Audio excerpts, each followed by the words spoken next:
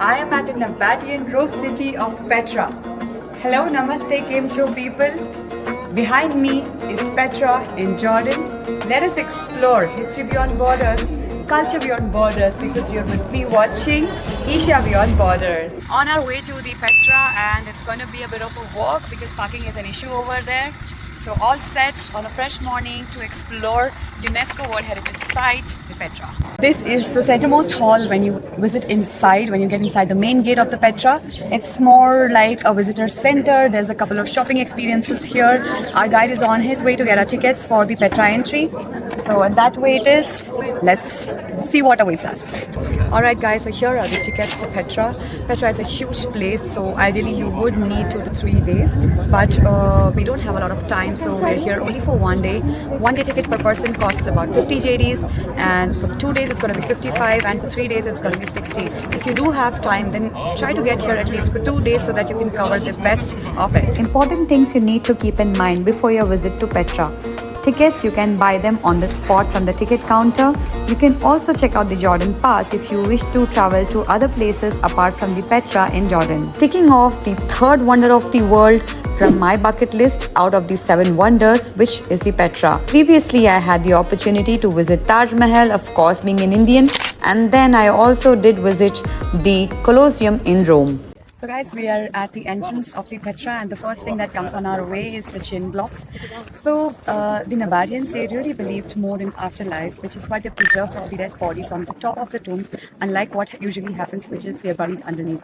Now, the reason that they're called chin blocks is because they have made these holes which cause the air to pass, which creates a sort of sound, which gives a feeling of the ongoers or the passers-by that there is something in the place, and this entirely explains the concept of jinns as we know today. Behind me, you can see the tomb of Abdul Malik, which is made in 2 layers. The bottom one is for the preparation of the body. It has 3 rooms, 2 on the sides and 1 in the center, post which is just taken to the topper floor for the burying process. Make sure you carry your umbrellas, your sunscreen and enough water because it gets really hot and humid out there. Also, it will be better if you check the season and plan your visit. I was there in the month of May, so it was extremely hot, but you can of course plan it on some better months. Petra! So back in those days, this is how the irrigation, the water transport was there. You can see the canals towards this side. Water would run down through these canals, and at a stop of about every 150 meters, they have small pits for the process of sedimentation, wherein they would collect all the dust. Anything that falls into the water would get settled, and then again the fresh flow of water continues. Also, now this is the Nabataean Red Rose City. Let us understand why that is, because once you touch into these rocks, the color that gets transferred, which is almost like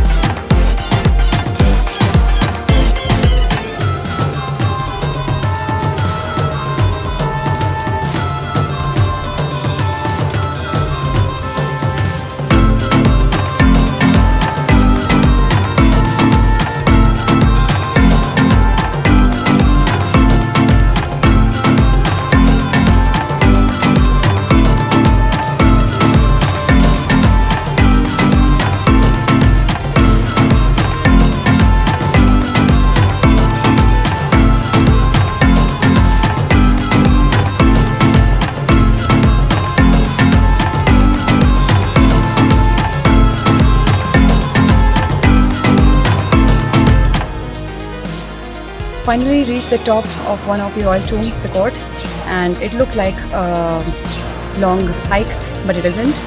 It was easy enough to climb up, but of course the temperature makes it difficult, and the beauty, amazing.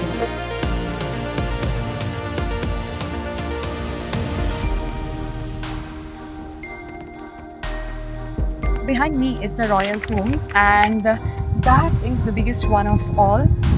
It has 3 levels, and again the topmost level got destroyed because of the earthquake. The second level has about 17 pillars, and as we go this side we see the other of the royal tombs. There are a couple of tombs over here, and the architecture is exquisite. Have a look.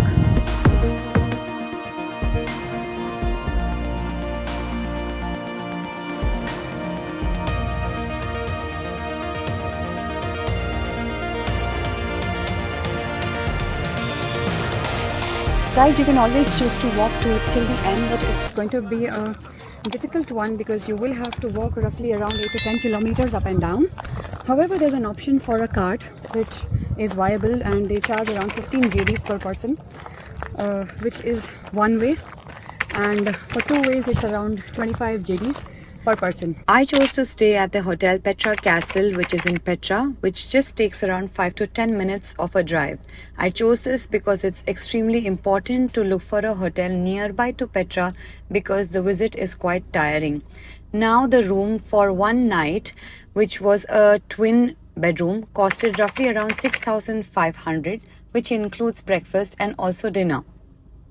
And I also recommend you to go with this package because it's difficult to otherwise find Indian kind of food in the city. Now that's about my visit to Petra. Stay tuned as my next video is coming up with lots of other information about my trip to Amman city, which is the capital of Jordan. Thank you so much for watching. I'll be waiting to hear your feedback in the comment section. I hope you have subscribed. If not, please do it straight away. Also, share it with your friends and family. Thank you so much.